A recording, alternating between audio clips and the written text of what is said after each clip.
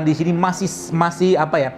Masih demen dengan makanan-makanan instan, makanan yang tinggi gula, makanan yang banyak penyedap, pengawet dan bahan tambahan pangan sintetik lainnya, artinya Anda sedang meracuni gen Anda.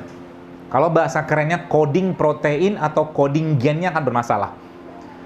Kalau misalkan Ustadz Pur nih ahli IT, ketika misalkan programnya MS Word mau di coding sama PowerPoint nggak nyambung. Gitu loh. Saya nggak tahu bahasa IT kayak apa, tapi intinya apa? Ketika tubuhnya mau bikin gen, katakanlah sel untuk bikin jantung, tiba-tiba bahan bakunya nggak ada, rusak dia. Paham ya? Sehingga nanti anaknya lahir apa? Bisa jadi jantungnya bocor, gitu maksudnya. Dan itu proses itu dimulai dari awal, dari sebelum hamil. Jadi sekarang kalau Anda, saya pesannya teman-teman sekalian ya, dan semua yang asatid dengar di sini, kalau sekarang kita nyampah, tanda kutip, dengan makanan yang nggak sehat, otomatis kita sedang mempersiapkan generasi umat ini dengan gen yang nggak sehat. Satu butir kurma yang Anda makan itu akan menjadi bagian gen. Dan satu butir atau mungkin satu potong, 2 potong, 3 potong sosis yang maaf tiap hari dimakan, itu juga akan menjadi bagian dari gen. Artinya apa?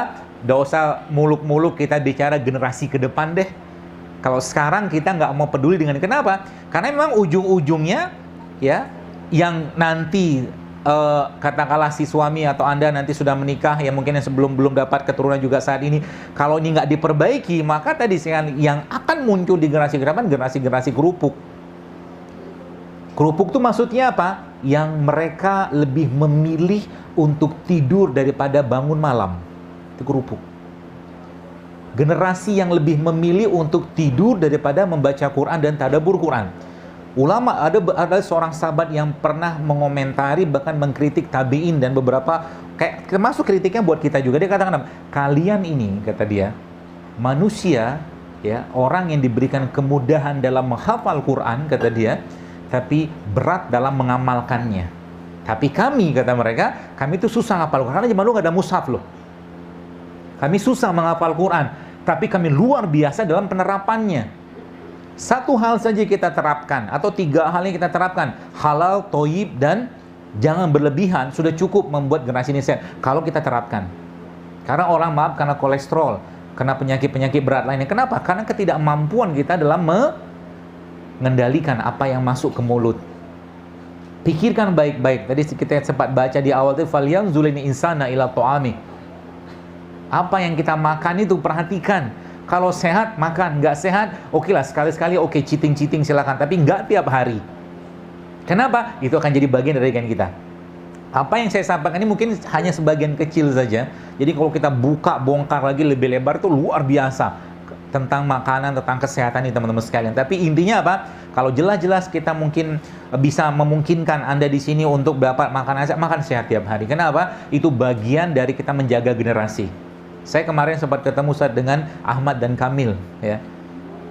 Ketemu. Dan mereka kebetulan datang waktu kajian saya di Tangerang, itu Kamil yang datang. Itu saya tanya sama Ustadz Ike, yang pengurusnya itu. Saya katakan, mereka makan apa? Saya tanya, ini anak ini, kalau ditanya, waktu itu Syafira juga ikut, kita ke Jogja, itu saya tanya, ini metodenya ngapalnya apa? Nggak ada metode. Duduk, murojaah, baca terus-menerus dengan waktu yang sangat ketat. Jam sekian mereka harus tidur, jam sekian gitu loh. Karena anak yatim nggak ada pilihan lain. Jadi mereka harus sangat patuh. Dan waktu saya tanya, saya terbelalak luar biasa sama istri juga, sama bunda saat itu satu hari itu dia bisa minum rimpang. Itu hampir 12 jenis rimpang minumannya dia, anak-anak itu. Jadi nggak ada makanan-makanan yang aneh-aneh di mereka. Oh, kalau mereka misalkan dapat ada rezeki Allah kasih lebih, itu biasa diajak ke hotel untuk makan yang lebih sehat lagi, lebih enak lagi. Nggak ada minuman yang aneh, nggak ada. Bahkan si Ustadz Ike itu, Masya Allah, hampir tiap hari itu memberikan jus ya. Ya, jus ke mereka itu ya apa tuh namanya, dengan berbagai macam jenis buah-buahan.